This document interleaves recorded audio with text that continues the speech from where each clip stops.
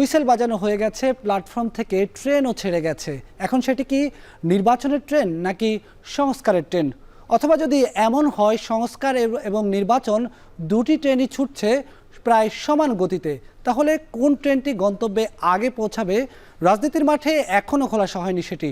তবে আমাদের ট্রেন ছুটছে বিরামহীন। প্রতিদিন রাত ৮টা ৩০ নির্বাচন নিয়ে এখন টেলিভিশনের বিশেষ আয়োজন ভোটের ট্রেন। পুরো এই আয়োজনে আপনাদের সঙ্গে আছি আমি বেলায়েত হোসাইন। গতকাল শপথ গ্রহণের পর আজ থেকে নির্বাচন ভবনে দাপ্তরিক যাত্রা শুরু করে দিয়েছে নির্বাচন কমিশন। শুরুতেই ইসি সচিবালয়ের সকল পর্যায়ের কর্মকর্তাদের সঙ্গে বৈঠকও করেছে নবগঠিত এই কমিশন। একই ভবনে নির্বাচন ব্যবস্থা সংস্কার কমিশনের কাজও চলমান। দুই কমিশনের কাজ কিভাবে সমন্বয় হবে সেই আলোচনা করতে আমাদের সঙ্গে যোগ দিচ্ছেন নির্বাচন ব্যবস্থা সংস্কার কমিশনের সদস্য নির্বাচন বিশ্লেষক ডক্টর আব্দুল আলিম। জনাব আব্দুল আলিম, আপনাকে স্বাগত জানাচ্ছি এখন টেলিভিশনের বিশেষ আয়োজন ভোটের ট্রেনে। আপনার কাছে আমার প্রথম প্রশ্ন, এই যে আজ থেকে নির্বাচন কমিশন আনুষ্ঠানিকভাবে তাদের দাপ্তরিক যাত্রা শুরু করে দিয়েছে, আমরা দেখেছি আজকে একই ভবনে নির্বাচন কমিশনের কার্যক্রম চলছে, আবার নির্বাচন ব্যবস্থা সংস্কারের কার্যক্রম চলছে। এখন আমরা একটু জানতে চাই যে দুটি কমিশনের কাজে কিভাবে সমন্বয় হবে, একদিকে নির্বাচনের প্রস্তুতি আরেকদিকে সংস্কার, কিভাবে মূল্যায়ন করবেন এটিকে? ধন্যবাদ। আপনি জানেন যে নির্বাচন ব্যবস্থা সংস্কার কমিশন গঠিত হয়েছে মাত্র 3 মাস সময়ের জন্য, এবং আমরা প্রায় 2 মাস কাজ করেছি। অক্টোবরের 1 তারিখ থেকে শুরু করে আমাদের হাতে আর 1 মাস সময় আছে, এবং আমরা এর মধ্যে যেহেতু 2 মাস পার হয়ে গেছে, অর্থাৎ সিংহভাগ সময় শেষ হয়ে গেছে, আমরা এই যে সংবিধান থেকে শুরু করে বিভিন্ন যে নির্বাচনী আইন আছে, বিধিমালা আছে, এইসব পর্যালোচনার কাজ মোটামুটি শেষ করে ফেলেছি। এবং একই সঙ্গে যারা অংশীজন তাদের অনেকের সঙ্গে আমাদের কিছু সংলাপ হয়েছে, আরও কিছু সংলাপ আমাদের বাকি আছে। তো সেগুলো শেষ করে আমরা 31শে ডিসেম্বরের মধ্যেই একটা প্রতিবেদন অন্তর্বর্তীকালীন সরকারের কাছে পেশ করার চিন্তা করছি। তা যেহেতু একটা সমন্বয়ের ব্যাপার, আমার কাছে মনে হয় যে সমন্বয়টা দুইভাবে হতে পারে।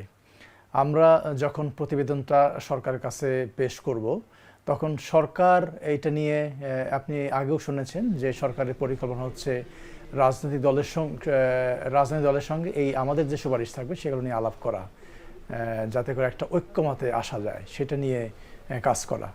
আর আরেকটা অপশন হতে পারে, যেহেতু এখন ইলেকশন কমিশন গঠিত হয়ে গেছে, আমরা অনেকটা কাজ এগিয়েও গেছি, এবং একটা রাজনৈতিক দলগুলোর কাছ থেকে এক ধরনের প্রেশার আছে যে মিনিমাম যে সংস্কারগুলো দরকার সেগুলো শেষ করে নির্বাচন করা। তা আমরা হয়তো আমাদের এই যে সংস্কারগুলো জরুরি আগামী জাতীয় নির্বাচনের আগে, সেই সংস্কারগুলো নিয়ে আলাপ আলোচনা হতে পারে, যে কোন কাজগুলো জরুরি, কোন কাজগুলো ইম্পর্টেন্ট। সেটা নির্বাচন কমিশন যদি মনে করে আমাদের সঙ্গে বসতে পারে, আবার সরকারও যদি মনে করে যে এগুলো তাদের কাছে হ্যান্ডওভার করা, এবং সেক্ষেত্রে সরকার নির্বাচন কমিশনকে এগুলো দিতে পারে। সো আমার কাছে মনে হয় এটা কোনো জটিল বা কঠিন কোনো বিষয় না। এখানে যেটা দরকার সেটা হচ্ছে একটা উদ্যোগ, অর্থাৎ আমাদের সঙ্গে নির্বাচন কমিশনের এক ধরনের যোগাযোগ। তো সেটা যেহেতু আমরা একই ভবনে এখন পর্যন্ত বসছি, ওনারা বসছেন, আমরা বসছি, কাজে এই যোগাযোগটা করা খুব সহজ একটা ব্যাপার। জনাব আব্দুল আলিম, আপনার কাছে আমার সর্বশেষ যেটি প্রশ্ন, দ্বিতীয় প্রশ্ন, সেটি হচ্ছে যে আমরা যে নির্বাচন কমিশন দেখলাম, অতীতের 3টি নির্বাচন কমিশন, যে 3টি নির্বাচন বিতর্কিত হয়েছে, যারা নির্বাচন কমিশনার হিসেবে এসেছে তাদের মূল্যায়নের বিষয়টি আলাদা। কিন্তু আমি যদি বলি যে আসলে কাঠামোগত দিক থেকে বিগত 3টি নির্বাচন কমিশন যেই কাঠামোতে ছিল, বর্তমান কমিশনও কিন্তু সেই কাঠামোতেই গঠিত হয়েছে। যে আইনের আপনারা বারবার সমালোচনা করেছেন সেই আইনে তাদেরকে নিয়োগ দেওয়া হয়েছে। বিশেষ করে 3 জন আমলা, একজন সাবেক জেলা ও দায়রা জজ এবং একজন সাবেক সেনা কর্মকর্তা। এই বিষয়টিকে কিভাবে মূল্যায়ন করবেন? একই কাঠামোতেই আবারও নির্বাচন কমিশন গঠিত হলো।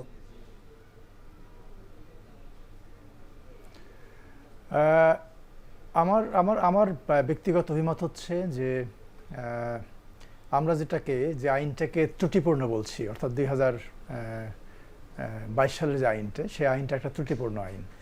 আন্তর্জাতিক যে মানদণ্ডগুলো আছে তার সঙ্গে এই আইনটি যায় না। কাজে সবচেয়ে ভালো হতো এই আইনটি স্থগিত করে, এটাকে বাতিল করে নতুন একটা আইন অধ্যাদেশ আকারে জারি করে, যেটা আমরা প্রস্তাব করছি বা চিন্তা ভাবনা করছি বা প্রস্তাব করতে যাচ্ছি, সেটা অধ্যাদেশ আকারে জারি করে সবাইকে ইনভলভ করে সেইটা অনুসরণ করে যদি নির্বাচন কমিশনার নিয়োগ দেওয়া হতো তাহলে সবচেয়ে ভালো হতো। এখন যেহেতু হয়ে গেছে, আমার কাছে মনে হয় এটা নিয়ে আর প্রশ্ন না তোলাই ভালো। তবে ভবিষ্যতের জন্য যেটা দরকার, আমাদের এই যে আপনি যেটা বললেন গত 3টে নির্বাচনে যে কাঠামোতে কমিশন নিয়োগ দেওয়া হয়েছিল, আমার কাছে মনে হয় তার আগের কমিশন অনেকটা তাই ছিল। যদিও সেটা 3 সদস্য বিশিষ্ট কমিশন ছিল, সেখানে কিন্তু একজন আমলা, একজন সামরিক বাহিনীর কর্মকর্তা এবং একজন জুডিশিয়ারি থেকে এসেছিলেন কাছাকাছি। তারা কিন্তু ভালো নির্বাচন করেছিলেন। কাজেই আর আমার কাছে আরেকটা জিনিস মনে হয় যে এই যে কমিশনটা হয়ে গেল, নতুন যে কমিশন, এটাতে সম্ভবত এক ধরনের পলিটিক্যাল কনসেনসাস ছিল, আমি পত্রপত্রিকা থেকে বা অন্যান্য যেভাবে বুঝতে পারছি। কারণ কোনো পলিটিক্যাল পার্টি তাদের নিয়োগ নিয়ে বড় রকমের কোনো প্রশ্ন তুলে নাই। শুধুমাত্র আমি দেখলাম জাতীয় নাগরিক কমিটি, তারা গতকাল একটা বোধহয় সংবাদ সম্মেলন করেছেন এবং এই কমিশনে তাদের বেশ আপত্তি, জোরালো আপত্তির কথা আমি দেখেছি। কিন্তু পলিটিক্যাল পার্টিগুলোর কোনো ধরনের প্রতিবাদ বা এটা নিয়ে কোনো আপত্তি তাদের নেই। তার মানে হচ্ছে এক ধরনের কনসেনসাস আছে। কমিশনার নিয়োগের ক্ষেত্রে একটা কনসেনসাস খুব ইম্পর্টেন্ট জিনিস। যদি সেটা থেকে থাকে এবং যদি সবাই এদেরকে সহায়তা করে, তাহলে আমার কাছে মনে হয় যে একটা সুষ্ঠু বিশ্বাসযোগ্য নির্বাচন আয়োজনে সেটা কোনো বড় বাধা হবে না। তবে আমি আবারও বলছি যে ভবিষ্যতে যেহেতু এই যে সরকার, এখন যে সরকার, এখানে নাগরিক সমাজের প্রতিনিধি আছে, সবারই একটা আশা ছিল, একটা প্রত্যাশা ছিল যে এবারও নাগরিক সমাজ থেকে কাউকে নির্বাচন কমিশনার নিয়োগ দেওয়া হবে। সে বিশ্ববিদ্যালয়ের অধ্যাপক হোক, সাংবাদিক হোক, বা যারা ইলেকশন নিয়ে কাজ করে, গবেষণা করে, তাদের একজন হোক, কাউকে না কাউকে হয়তো নিয়োগ দেওয়া হবে, এই ধরনের একটা প্রত্যাশা সবার কাছেই ছিল। এখন যেহেতু সেটা হয় নাই, আমরা হয়তো ভবিষ্যতে সেটা দেখব বলে আশা করি। জনাব আব্দুল আলিম, ধন্যবাদ আপনাকে আমাদের সঙ্গে যুক্ত হওয়ার জন্য। আমরা কথা বলছিলাম নির্বাচন বিশ্লেষক এবং নির্বাচন ব্যবস্থা সংস্কার কমিশনের সদস্য ডক্টর আব্দুল আলিমের সঙ্গে। নির্বাচন নিয়ে আজ সারাদিন রাজনীতির মাঠে কি কি আলোচনা হয়েছে কথা বলবো সে প্রসঙ্গে, তবে তার আগে নিচ্ছি ছোট্ট একটা বিরতি।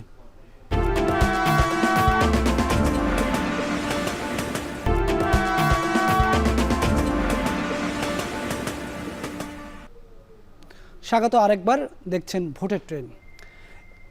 এই মুহূর্তে রাজনীতির মাঠে প্রধান দুই দল বিএনপি এবং জামায়াতে ইসলামী, দুই দলই তাগিদ দিয়েছে যত দ্রুত সম্ভব নির্বাচন আয়োজনের।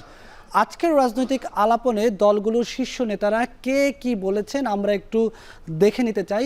প্রথমে একটু জানতে চাই বিএনপির ভারপ্রাপ্ত চেয়ারম্যান তারেক রহমান, তিনি বলেছেন নির্বাচন যত দেরি হবে ষড়যন্ত্র তত বাড়তে থাকবে। জামাত ইসলামের সেক্রেটারি জেনারেল মিয়া গোলাম ফরওয়ার্ড, তিনি বলেছেন যত দ্রুত সম্ভব নির্বাচনী রোডম্যাপ দিতে হবে। আর আজকে নির্বাচন কমিশনে নির্বাচন কমিশনার ব্রিগেডিয়ার জেনারেল অবসরপ্রাপ্ত আবুল ফজল মোহাম্মদ সানাউল্লাহ, তিনি বলেছেন ভালো নির্বাচন দেওয়া ছাড়া নির্বাচন কমিশনের আর কোনো বিকল্প নেই।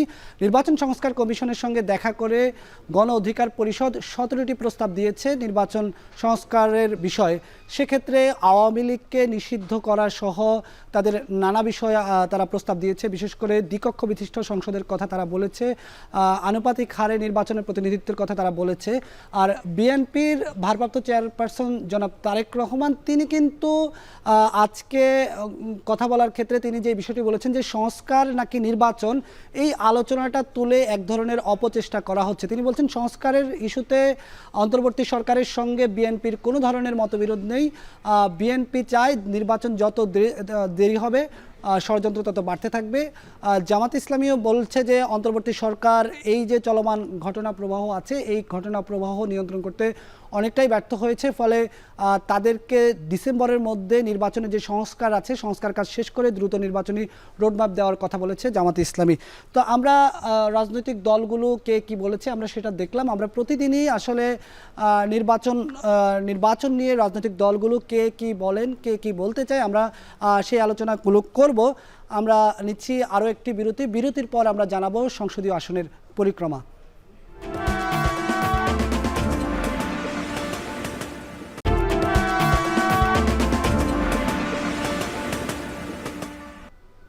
স্বাগত আরও একবার, দেখছেন ভোটের ট্রেন।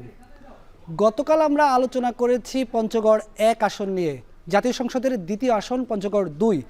জেনে নিব আসনটি সম্পর্কে প্রয়োজনীয় কিছু তথ্য। পঞ্চগড় 2 আসন পঞ্চগড় জেলার 2টি উপজেলা নিয়ে গঠিত। এই আসনের মোট জনসংখ্যা 3,86,653 জন। ভোটার সংখ্যা 3 লাখের একটু বেশি। পুরুষ ভোটার 1,95,710 জন এবং নারী ভোটার 1,94,228 জন। পঞ্চগড় 2 আসনটি এর আগে দিনাজপুরের সংসদীয় আসনের সঙ্গে যুক্ত ছিল। 1984 সালে 3টি জেলা বিভক্ত হওয়ার পর এটি পঞ্চগড় 2 আসন হিসাবে আত্মপ্রকাশ করেছে। আমরা সেই আসন নিয়ে আমরা কথা বললাম। আমরা একটু আসনটি সম্পর্কে আরও বিস্তারিত জানবো, বিশেষ করে পঞ্চগড়ের মানুষ ভোট নিয়ে কি ভাবনা, তাদের ভোটের হালচাল সম্পর্কে পঞ্চগড়ের মানুষ কি বলছেন সেই আলোচনা করতে আমাদের সঙ্গে যুক্ত হচ্ছেন সহকর্মী লুৎফুর রহমান। লুৎফুর, আপনার কাছে একটু জানতে চাই, গতকাল নির্বাচন কমিশন শপথ নিল, আজকে নির্বাচন কমিশন দায়িত্ব শুরু করলো। একদিকে দেশে আইনশৃঙ্খলা পরিস্থিতির কিছু অবনতি আছে, এর মধ্যে ভোটের আলোচনা আছে। সবগুলো মিলে নির্বাচনের এই আয়োজনে, নির্বাচনের আলোচনায় পঞ্চগড়ের মানুষের নিশ্চয়ই গ্রামে গঞ্জে চায়ের আড্ডায় ভোট নিয়ে নানা ধরনের আলোচনা চলছে। কি আলোচনা করছেন তারা?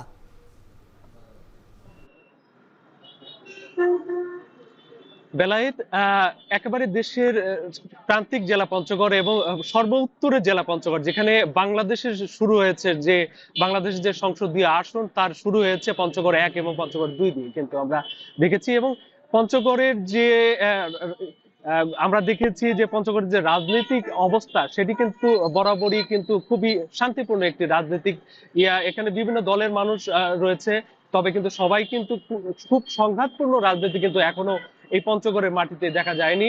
তার পাশাপাশি বলে রাখি যে নতুন নির্বাচন কমিশনার দায়িত্ব নেওয়ার পর থেকে নির্বাচন কেন্দ্রিক যে রাজনীতি সেটি কিন্তু বেশ সরব হতে শুরু করছে। আমরা দেখেছি বিএনপি জামাত থেকে শুরু করে বেশ নতুন নতুন যে দলগুলো রয়েছে তারা কিন্তু তাদের যে মাঠ তারা কিন্তু গুছিয়ে নিচ্ছেন, এবং আমরা দেখেছি যারা সম্ভাব্য প্রার্থী রয়েছেন, সম্ভাব্য নেতা হওয়ার যারা চেষ্টা করছেন, তারা কিন্তু এরই মধ্যে বিভিন্ন এলাকার মানুষের সাথে গণসংযোগ করছেন, বিভিন্ন মিছিল মিটিং করছেন, এবং আমরা দেখেছি ওয়াজ মাহফিলের মাধ্যমেও তারা কিন্তু নিজেদের যে প্রচারণা সেটি কিন্তু তারা চালিয়ে যাচ্ছেন। তার মানে আমরা দেখেছি যে পঞ্চগড়ের বিএনপি থেকে শুরু করে বিএনপি জামাত অন্যান্য যে সকল রাজনৈতিক দল রয়েছে তারা কিন্তু তাদের যে তৎপরতা সেটি শুরু করেছেন, এবং তাদের যে নেতাকর্মীদের যে উচ্ছ্বাস সেটি কিন্তু আমরা দেখেছি। তবে আমি বিভিন্ন রাজনৈতিক দলের নেতাদের সাথে কথা বলেছি, তারা আমাদের কাছে যে প্রত্যাশার কথা জানিয়েছেন যে নতুন নির্বাচন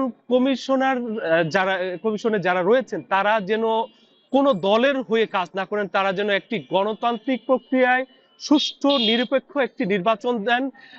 তাদের দাবি যে দীর্ঘদিন এই অঞ্চলের মানুষ আসলে ভোট থেকে বঞ্চিত ছিল, তারা যেন নিরপেক্ষভাবে তাদের যে প্রার্থী সেটি কিন্তু নির্বাচন করতে পারেন।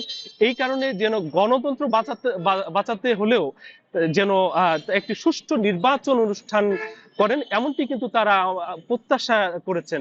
এবং এই আসনের যে মানুষজনের যে অবস্থা সেটি যদি বলি, বেশিরভাগ মানুষ কৃষক এবং শ্রমজীবী মানুষ, তাদের প্রত্যাশা কিন্তু অনেক বেশি, এবং বরাবরই কিন্তু দেশের যে সামগ্রিক উন্নয়ন সেই উন্নয়নেও কিন্তু এই অঞ্চলের মানুষরা বেশ পিছিয়ে রয়েছে। এই আসনের যে রাজনৈতিক প্রেক্ষাপট সেটি যদি বলি, 86 সালের পর থেকে আমরা দেখেছি এই আসনে দুবার কমিউনিস্ট পার্টির প্রার্থীরা জয়ী হয়েছেন এবং দুবার বিএনপি প্রার্থী তারা। ধন্যবাদ লুৎফুর আপনাকে আমাদের সঙ্গে যুক্ত থাকার জন্য। আমরা কথা বলছিলাম পঞ্চগড় 1 এবং 2 আসন নিয়ে। এই আসনে আমাদের সঙ্গে এই দুটি আসন নিয়ে ভোটের হালচাল নিয়ে আমাদেরকে জানাচ্ছিলেন সহকর্মী লুৎফুর রহমান।